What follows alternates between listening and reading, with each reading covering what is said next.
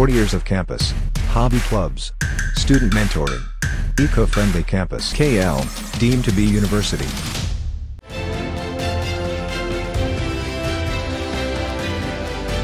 తెలంగాణలో అధికారంలోకి రాకముందు కాళేశ్వరం ప్రాజెక్టు అవినీతిపై కాంగ్రెస్ పార్టీ పెద్ద ఎత్తున ఆరోపణలు చేసింది. అధికారంలోకి వస్తే మొత్తం అవినీతిపై విచారణ జరిపిస్తామన్నారు కాంగ్రెస్ నేతలు.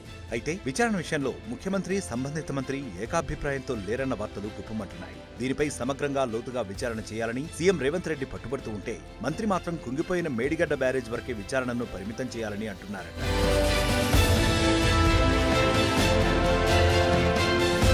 ఏకంగా విచారణ అధికారులకు కూడా సీఎం, మంత్రి ఎవరి ఆలోచనకు తగ్గట్లు వాళ్లు ఆదేశాలు ఇచ్చినట్టు తెలుస్తోంది. కాళేశ్వరం ఎత్తిపోతల పథకంలో మేడిగడ్డ బ్యారేజీ ఒక భాగం మాత్రమే. దీంతో ఈ బ్యారేజీ కుంగడం వరకే విచారణ జరిపితే వాస్తవాలు వెలుగులోకి రావు అనేది ముఖ్యమంత్రి అభిప్రాయం. మొత్తం ప్రాజెక్టుపై లోతుగా విచారణ జరిగితేనే గత ప్రభుత్వ హయాంలో సాగిన అవినీతి అంతా బయటకు వస్తుందని ఆయన భావిస్తున్నారు. ఈ మేరకే విజిలెన్స్ అండ్ ఎన్ఫోర్స్మెంట్ కు ఆదేశాలు ఇచ్చినట్లు సమాచారం. అటు సంబంధిత మంత్రి మాత్రం మేడిగడ్డ వరకే విచారణ పరిమితం చేయాలని ఆదేశించినట్లు తెలుస్తోంది. ముఖ్యమంత్రి, మంత్రి మధ్య విజిలెన్స్ అధికారులు నలిగిపోతున్న పరిస్థితి ఉంది. చివరికి ముఖ్యమంత్రి ఆదేశాలనే పాటించాలని అధికారులు నిర్ణయం తీసుకున్నట్లు తెలుస్తోంది.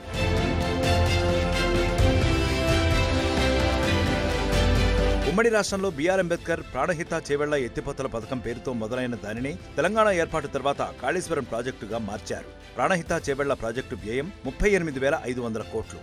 అయితే తెలంగాణ ఏర్పాటయ్యాక రీఇంజనీరింగ్ పేరుతో కాళేశ్వరం ప్రాజెక్టు వ్యయాన్ని 1,27,872 కోట్లకి పెంచింది. ఒక్క మేడిగడ్డ బ్యారేజీ నిర్మాణానికే 3,625 కోట్లు ఖర్చయింది. అయితే 2022 జూలైలో వచ్చిన వరదలకి మేడిగడ్డలోని కన్నేపల్లి పంప్ హౌస్ దెబ్బతిని 500 కోట్ల రూపాయలకి పైనే నష్టం జరిగింది. ఇప్పటికీ అదనపు టీఎంసీకి చెందిన 5 మోటార్లు అందుబాటులోకి రాలేదు. ఇక మేడిగడ్డ వద్ద నిర్మించిన లక్ష్మీ బ్యారేజీ బ్రిడ్జి కూడా కుంగిపోయింది. బ్యారేజీ 20వ పిల్లర్ కుంగడంతోనే దాదాపు అడుగు మేర వంతెన కుంగిపోయింది. 1,00,000 కోట్లతో కట్టిన ప్రాజెక్టులో ఇంత దారుణమైన లోపాలు బయటపడడం దేశంలోనే సంచలనంగా మారింది. టీఆర్ఎస్ ప్రభుత్వ పతనానికి మేడిగడ్డ కుంగుబాటు కూడా ఒక కారణమైంది.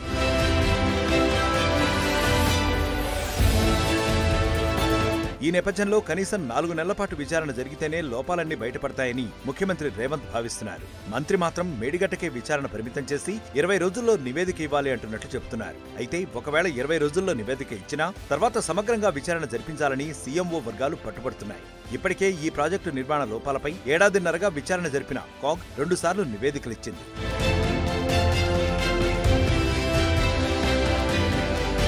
కాగ్ నివేదిక ప్రకారం కాళేశ్వరం ప్రాజెక్టు నిర్మాణంలో భాగంగా mega engineering and infrastructure limited 1,000 కోట్ల అవినీతి సొమ్మును తన జేబులో వేసుకుందని స్పష్టం చేసింది.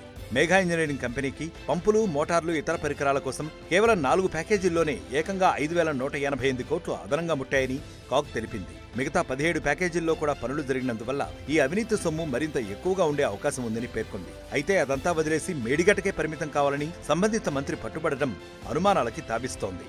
మెగా కంపెనీని విచారణ నుంచి తప్పించేందుకే మొత్తం ప్రాజెక్టుపై విచారణ వద్దుంటున్నారా అనే ప్రశ్న కూడా ఇప్పుడు సర్వత్రా వినిపిస్తోంది. ఇందులో మతలబు ఏంటనేది మొత్తం ప్రాజెక్టుపై విచారణ జరిగితే గానీ బయటకు వచ్చే అవకాశం లేదు.